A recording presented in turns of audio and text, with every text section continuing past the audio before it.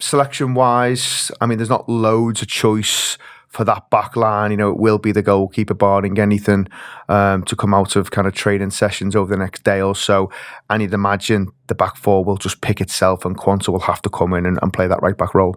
I think Quanta has to play right back. I'd kind of expect Tsimikas to be playing. Do you? I think you'll... Yeah, I'm waiting on that one. The amount of work Robbo put in the other night... He's going to be shattered. There's no way you can go twice in a week like that. Not once you're into your 30s. Speaking from experience, is that it? Yeah. No, I can't remember my 30s. That's how I can remember Newcastle in '74.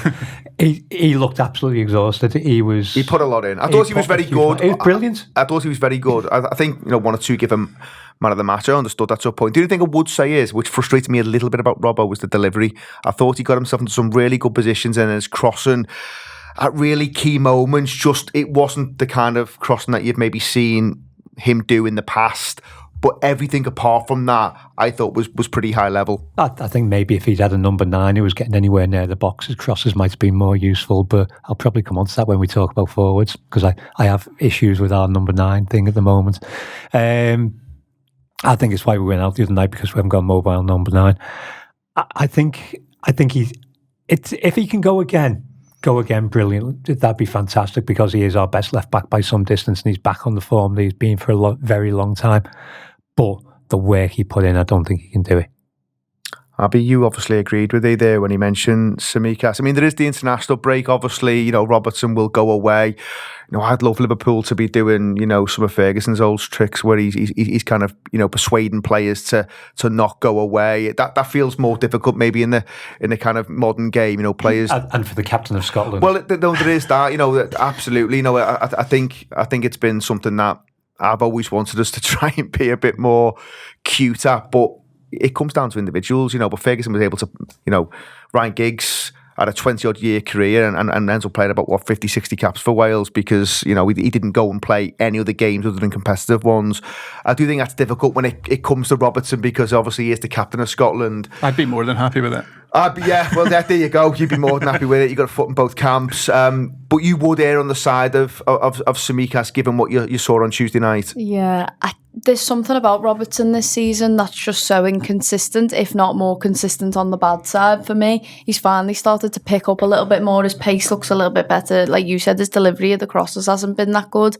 And I just think Kostas has got more quality on like corners, set pieces, things like that. I just think Kostas carries a little bit more quality there, not massively. I still do think left back's a massive concern that we need to address in the summer. But I think in terms of going again, I think you're putting Robertson up for a fall. I think starting him one more time, because he gave absolutely everything that he had in that game. And I think if you try and get him to go one more time with that level of energy, which could even go to another 120 minutes, you don't know, obviously he can still make a change there, but I just think you want Kostas for this one. I also, when we come on to forwards, I just think I would play Gakpo, and I just think Gakpo and Tsimikas have a little bit more of the same wavelength on that left-hand side. I like their sort of link-up play that we've seen this season, so in terms of me selecting a team for left back, I'd want him there just for Gakpo on that left hand side. Personally, I don't think there's any argument over the centre backs, and obviously you've got to pick Quanta and Ali's a shoe-in. So just one of them, isn't it? I think that'll be a telltale as to how tired Robertson is.